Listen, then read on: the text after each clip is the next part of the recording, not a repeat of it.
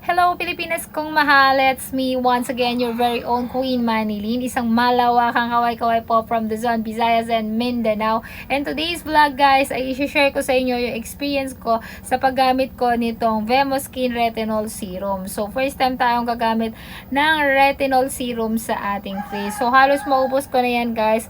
1 month ko na siyang ginagamit. So, share ko lang sa inyo yung journey ko sa paggamit ko nito guys dahil meron akong mga hindi dapat na ginawa nung gumagamit ako ng retinol. So, si retinol guys, Vemo Serum, Vemo Skin Serum guys with Bakuchiol, kung tama ako, Bakuchiol benefits, ayun, nagde-dehydrate ng ating skin, brightening and reduce wrinkles and fine lines. So, kita naman sa ating skin guys, medyo nabanat siya and medyo nag-light siya, pumuti siya.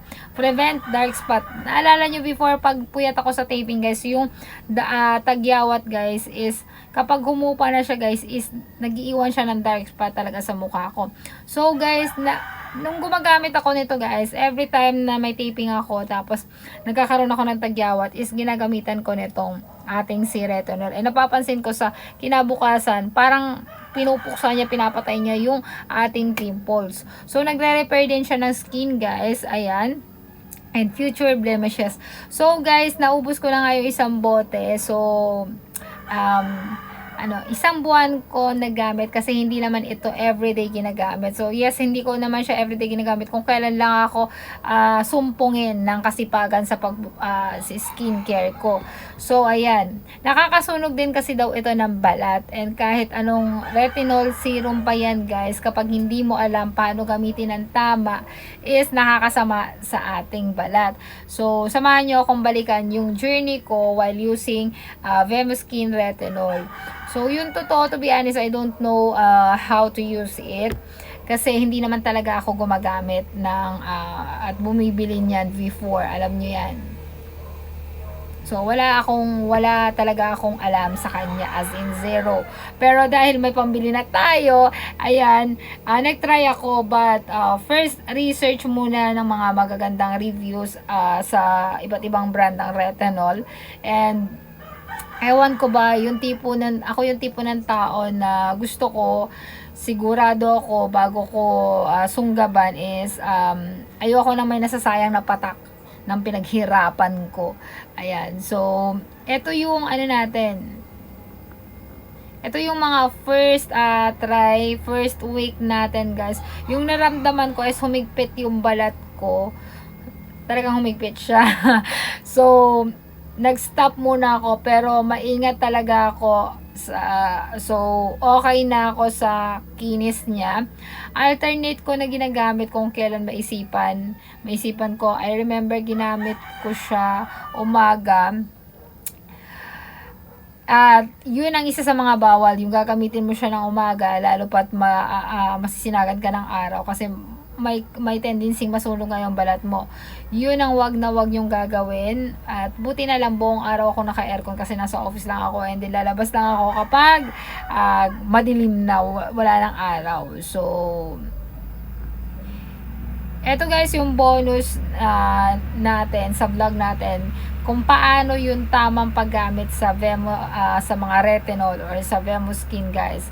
Ito is napanood ko lang din guys sa isang doktor na nagbahagi sa atin kung paano yung tamang paggamit ng mga retinol. So start ka 4 days, 2 weeks. So ibig sabihin sa loob ng 2 linggo, 4 na beses mo rin siya So, ito yung bonus natin guys. Ituturo ko sa inyo kung paano yung tamang paggamit ng retinol. So, kahit anong brand yan guys. Ayan. So, first is, kapag nagsimula kang gumamit nito is 4 times sa loob ng 2 linggo. So, 4 na beses mo rin siyang gagamitin sa loob ng 2 linggo. And second is 3 days a week and 2 days a week. So, pag habang tumatagal, nadadagdagan yung niya. So, sa loob ng 1 linggo, 3 beses. Sa loob ng 1 linggo, 2 beses naman. And after that, pwede na siyang everyday for a week.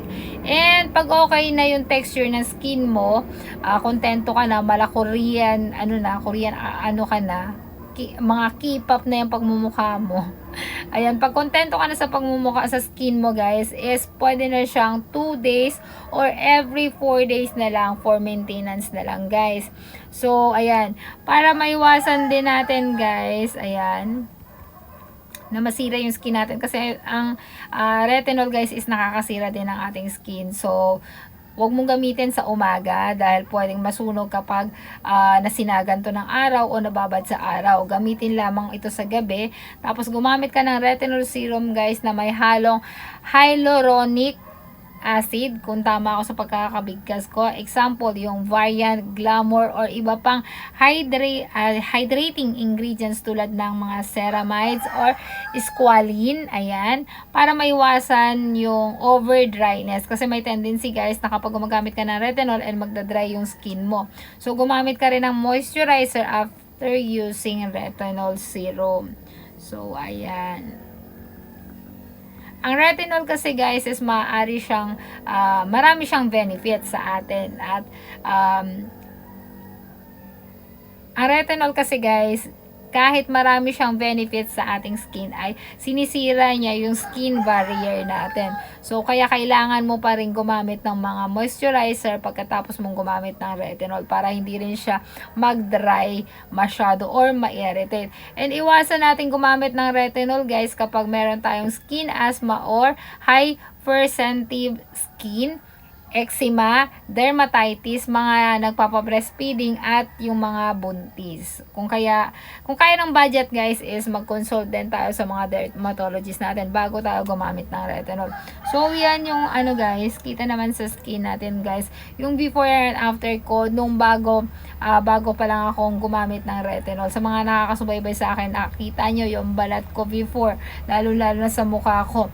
Dark na dark yung noo ko, tapos ayan, so ayan yung skin natin ngayon nung gumamit na tayo ng retinol. So ngayon, nagme-maintenance na lang ako, alternate na lang yung paggamit ko sa retinol para ma-maintain din yung skin natin. Okay? I hope nakatulong sa inyo itong honest review natin sa paggamit natin ng VemoSkin Retinol. So, pwede naman kayo mag-try ng ibang brand guys, pero i-check nyo rin kung ang tawag nito, yung angkop ba ito sa balat nyo, kung ano ba to, ang tawag na hiyang sa balat nyo. Actually, yan yung sinasabi, diba, na hiyangan lang talaga yan sa skin natin. May mga skin kasi na madaling ma-irritate, lalo pa pagbago yung mga product na ginagamit natin. So, pag-aralan din natin again, i-check natin kung ito ay DFA or ano, ang tawag nito, approved by DFA. Ayan. So, that's all for today guys. And ayan, mag-comment din kayo ng mga gusto nyong ipa-review, mga brand or product na gusto nyong i-try natin at i-review natin kung talagang effective sa mga skin natin para makatulong sa mga mamshi natin na nasa bahay guys na gustong i-maintain yung kanilang freshness and young look. Okay? Ayan, makakatulong sa mga kananayan at kababaihan na ma-maintain natin na syempre, yung self-care natin. Okay? God bless everyone. Maraming salamat po. And please don't forget to subscribe. And nilalagay ko rin yung link para naman alam mo kung saan ka mag-check out na legit na VemoSkin Retinol. Okay?